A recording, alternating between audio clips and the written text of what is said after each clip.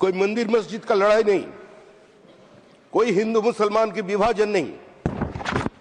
लेकिन हुआ क्या था? मालदा जिला की पांडुआ में जीतू संथाल ने अपने जीवन की कुर्बानी दे दिया था ब्रिटिश गोलियों को सामने। उसका लक्ष्य यही था, आदिनाथ मंदिर को उन्होंने पुनरुद्धार करने के लिए लड़ाई लड़ा था, ये सन्यासी दल लेकर के। और आज क्या हो रहा है, ये हिस्टोरिकली डॉक्यूमेंटेड है।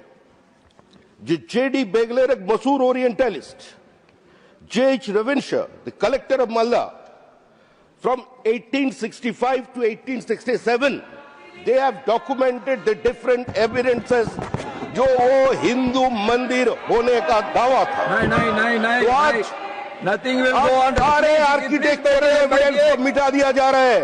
मैडम प्लीज, सबे बारात के दिन, सबे बारात के दिन कोई आदिनाथ टेम्पल का सामने आज पत्थर फेंका जा रहा है गणेश जी का मूर्ति का ऊपर।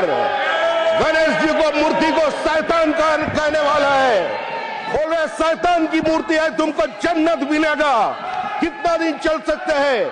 हम इतिहास को मिटा नहीं सकते, हम हमारा धरोहर को छोड़ नहीं सकते, हम हमारा सांस्कृतिक बिरादर से मिटा नहीं सकते। लेकिन ये चल रहा है पश्चिम बंगाल पे। अभी बाबरी मस्जिद का नींव डालने वाला है उधर, और को आदिनाथ मस्जिद नहीं है, वो आदिनाथ की मंदिर है। इसका हिस्टोरिकल एविडेंस है, ये ऐसा का डॉक्यूमेंट है और उसको करने देना चाहिए।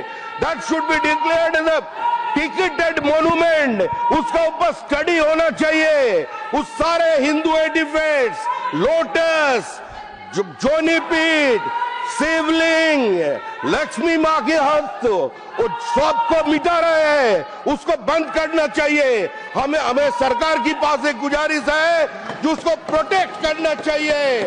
काटरा मस्जिद भी वही है, आदिनाथ टेम्पल भी वही है, ज्ञान पापी भी वही है। पूरा हिंदुस्तान की नजर मिटा घुमा रहे ये लोग। जो लोग आज प्रोटेस्ट कर रहे हैं, पश्चिम बंगाल में बाबरी मस्जिद का बनाने का घोषणा किया एसी का पार्टी का विधायक, और हम लोग हिंदुस्तान में होने नहीं देंगे।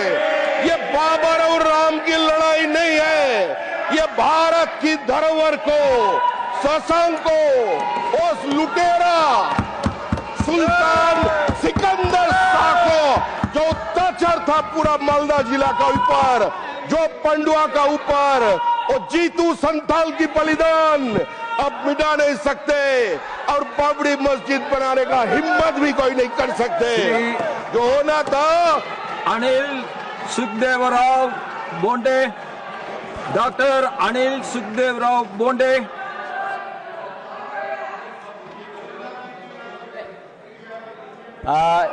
सर धन्यवाद सभापति महोदय।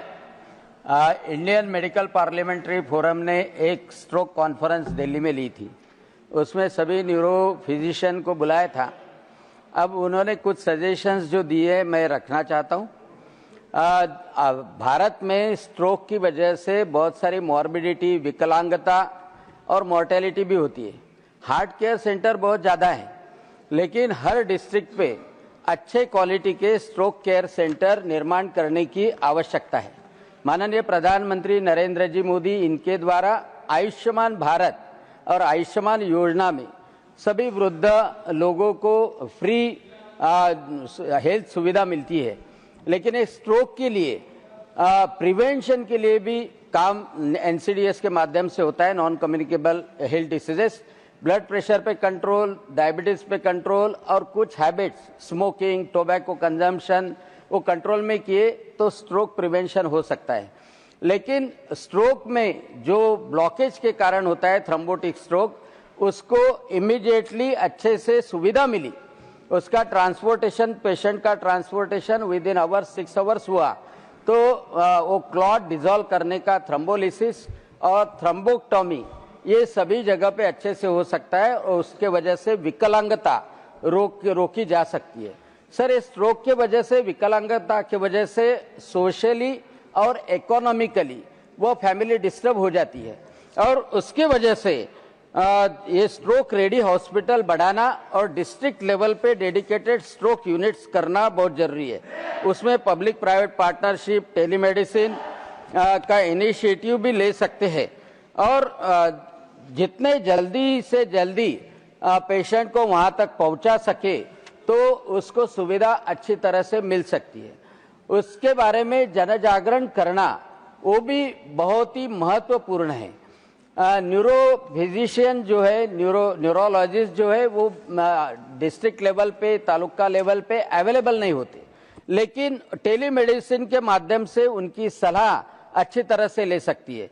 तो स्ट्रोक का रेट जो भारत में ज्यादा है और उसके वजह से विकलांगता भी बढ़ती है और ओल्ड एज में सभी डिपेंडेंसी बढ़ती है, वह कंट्रोल करने के लिए अच्छे स्ट्रोक केयर सेंटर बनाए जाए, यह मैं रखता हूं। धन्यवाद सभापति महोदय। आपको धन्यवाद कि हम लोग का फोटो आया। श्री रविचंद्र वाडी Raju. I want to bring to the notice of this House two urgent issues that are affecting the daily lives of people in Hyderabad and Telangana. Sir, my BRS party leader KCR ji has done tremendous work in turning Hyderabad into a truly global city. Sir, the first issue is metro rail and urban transport delays. The Hyderabad Metro Phase 2 project is still not approved by the central government. Without this project, the airport corridor, IT corridor and fast-growing suburbs cannot be connected properly. Also, MMTS Phase 2 has been pending for many years and is still incomplete. Because of the delays, traffic congestion in Hyderabad is getting worse every day. People are spending hours in traffic, losing time, money and productivity. Sir, the second issue is the slowdown in the IT sector in Hyderabad. Many IT companies have reduced hiring and some are laying off employees. New investments in the city are also slower compared to previous years.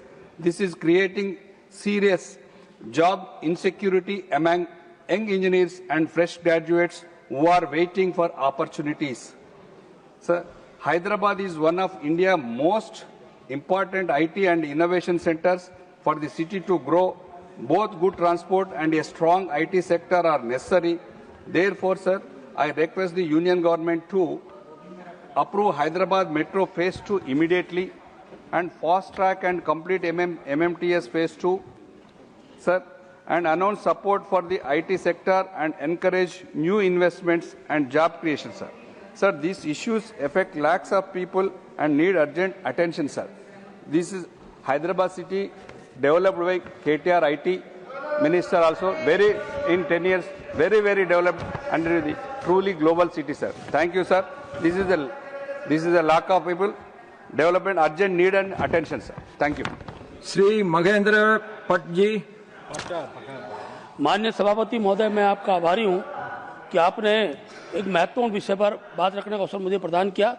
Uttarakhand में वन्य जीवों द्वारा अत्यधिक मानव क्षति के संदर्भ में मेरा विषय है। माननीय सभापति महोदय, मैं आपके माध्यम से सरकार का ध्यान उत्तराखंड में वन्य जीवों, विशेषकर गुलदार, बाघ, भालू के अत्यधिक हमलों से हो रही मानव क्षति की ओर आकर्षित करना चाहता हूं। महोदय, इस वर्ष उत्तराखंड में वन्य जीवों के हमले लगातार बढ़ते जा रहे हैं। अभी तक प्राप्त आंकड़ों के अनुसार इस वर्ष वन्य जीवों में विशेषकर गुलदार, बाघ तथा भालू के हमलों से 24 लोगों की मौत हो चुकी है। कल ही पौड़ी के नागदेव रेंज के गजान गांव में एक व्यक्ति को गुलदार ने मार दिया। नौकड़ा ब्लॉक के श्रीकोट गांव में 12 सितंबर को 4 साल की मासूम रिया को गुलदार ने घर से उठाकर मारा। पौड़ी के ही पोखड़ा ब्लॉक में 13 नवंबर को 62 वर्षीय रानी देवी को गुलदार ने मारा।